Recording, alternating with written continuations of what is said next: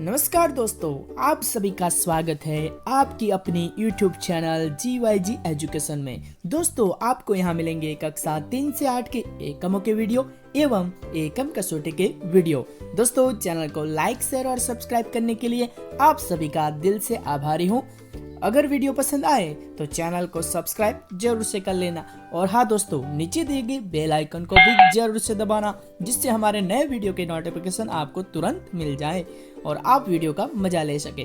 दोस्तों, आइए शुरू करते हैं आज कक्षा 7 हिंदी विषय हिंद देश के निवासी कविता अभ्यास और स्वाध्याय के प्रश्नों की चर्चा करेंगे, जिसको समझकर आपको अपनी कॉपी में लिखना है।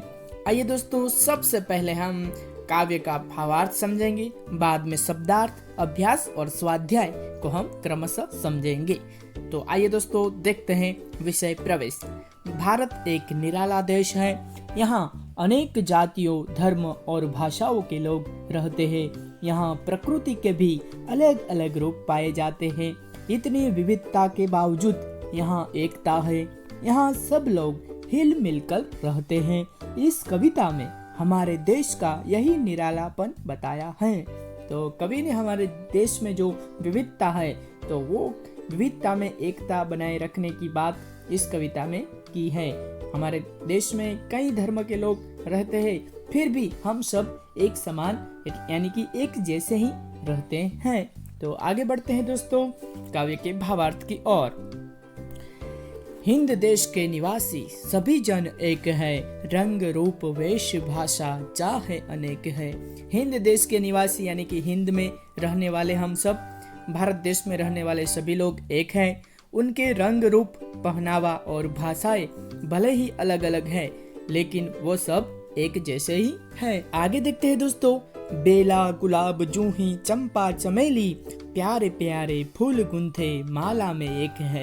यानी कि बेला यानी कि मोगरा, गुलाब, जूही, चंपा, चमेली आदि फूल अलग अलग होते ही, परंतु ये प्यारे प्यारे फूल माला में गुंथने पर एक बन जाते हैं।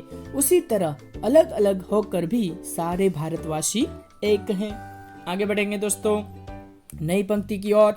कोयल की कूक न्यारी, पपीहे की टेर प्यारी, गा रही तराना बुलबुल, राग मगर एक है।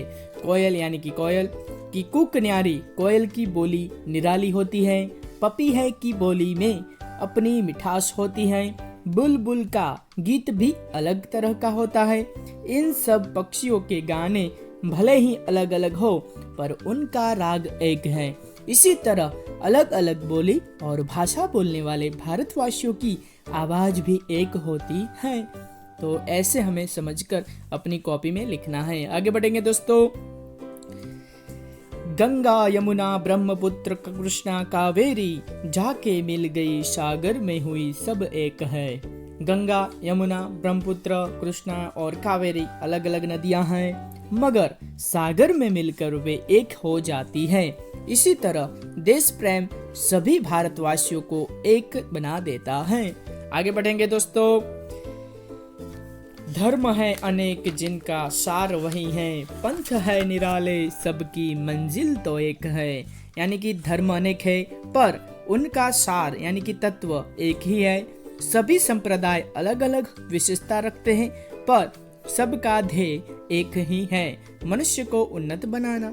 इसी तरह सभी भारतवासियों का लक्ष्य एक ही है, अपने देश की उन्नति करना। दोस्तों, देखते हैं शब्दार्थ, जिसमें हिंद यानी हिंदुस्तान, भारत निवासी यानी रहने वाले, जन यानी व्यक्ति लोग, वेश यानी पहनावा, चाहे यानी भले ही, बेला यानी मोगरा, गुंथना यानी पिरोना, कुक यानी कोयल की आवाज, न्यारी यानी निराली।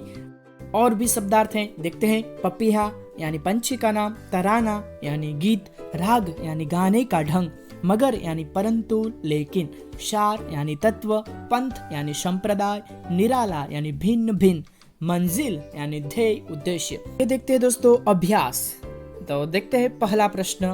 प्रश्नों के उत्तर दीजिए। 1 नंबर, हमारे देश की क्या विशेषता है?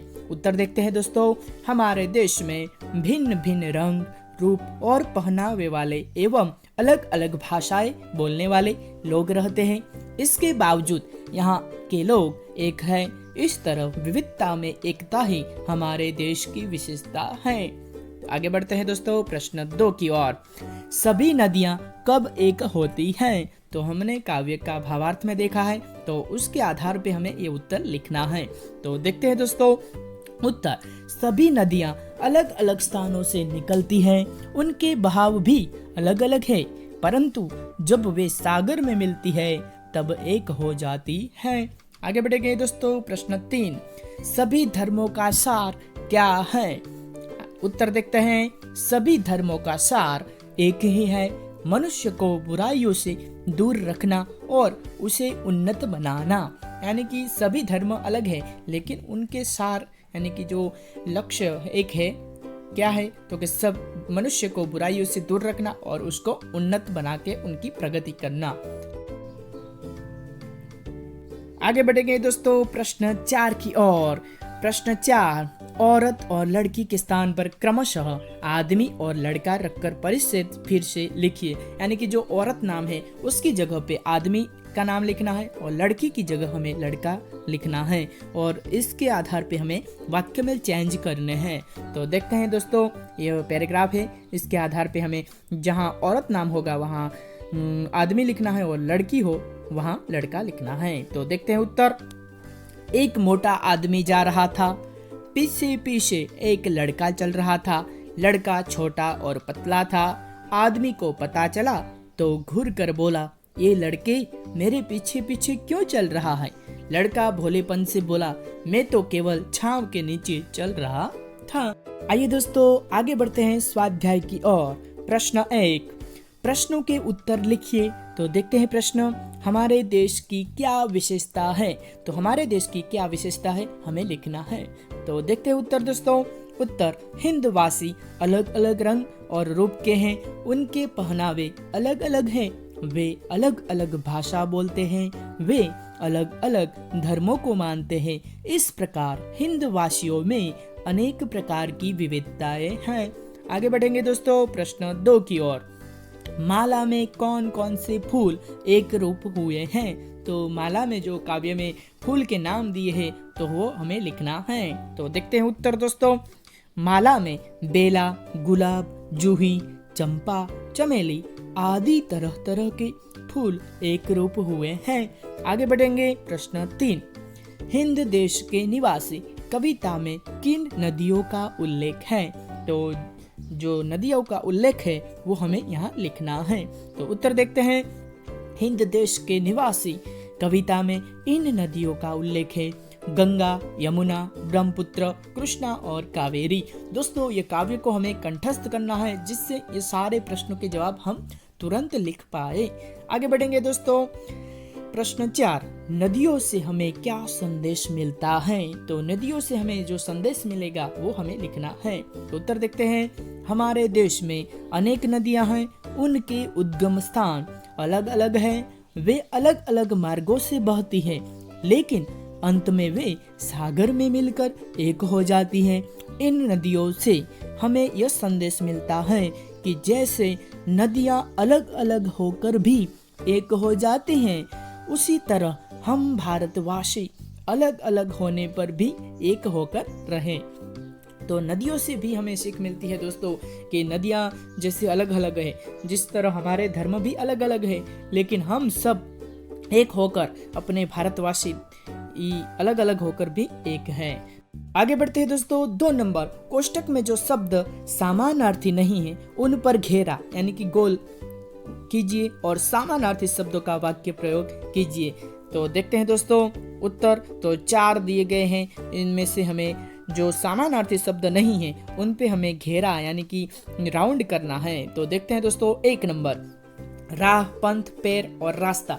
तो इनमें से 3 समानार्थी हैं और 1 नहीं है। तो हमें मालूम है दोस्तों पंथ यानी कि राह होता है, रास्ता भी होता है, लेकिन पैर जो नहीं है तो उस पे हमें गोल करना है, तो उस पे हमें राउंड करना है। तो वाक्य देखते हैं दोस्तों। 1 नंबर पंथ, तो यह पंथ सरल नहीं है। 2 नंबर राह, मुझे नई राह मिल गई। 3 नंबर रास्ता, यह सीधा रास्ता है। तो ऐसे हमें लिखना है। आगे बढ़ेंगे दोस्तों 2 नंबर की ओर। कुसुम, कांटा, पुष्प और फूल। तो दोस्तों कुसुम का ही समानार्थी पुष्प है, पुष्प यानी फूल। तो हमें अलग जो शब्द है वो कांटा है, तो कांटे के ऊपर हमें गोल राउंड यानी कि राउंड करना है। तो देखते हैं वाक्य। कुसुम, यह चमेली का कुसुम है। 2 नंबर पुष्प, कमल के पुष्प जल में होते हैं। 3 नंबर फूल, यह कितना प्यारा फूल है। तो ऐसे हमें लिखना है। आगे बढ़ेंगे दोस्तों। 3 नंबर आम, अनूठा, निराला और अनोखा। तो इसमें से जो समानार्थी नहीं है वो हमें उस पे राउंड करना है। तो देखते हैं दोस्तों। अनूठा यानी कि यह चर्चा के लिए अनूठा विषय है। अनोखा जिसका वाक्य है उसने अनोखा रास्ता पकड़ा। 3 नंबर निराला जिसका वाक्य है आपका हर ढंग निराला है। तो इसमें से आम है वो समानार्थी नहीं है जिस पे हमें राउंड करना है। आगे बढ़ेंगे दोस्तों 4 नंबर की ओर। जन, मनुष्य, मानव, स्त्री। तो इसमें कौन नहीं है समानार्थी। तो देखते हैं दोस्तों उदाहरण यानी कि वाक्य। तो इसमें स्त्री अलग होता है तो जिसमें हमें राउंड करना है। तो 1 नंबर जन, कोटि कोटि जन तिरंगे को वंदन करते हैं। 2 नंबर मनुष्य जिसका वाक्य लिखना है दुनिया में तरह तरह के मनुष्य हैं। 3 नंबर मानव, जिसमें मानवता हो वही मानव है। तो दोस्तों ये वाक्य मैंने लिखे हैं, आप इसमें अलग भी वाक्य लिख सकते हैं। तो ऐसे हमें लिखना है। तो दोस्तों આજના આ વિડીયોનું સોલ્યુશન અહીં પૂરું થાય છે। જો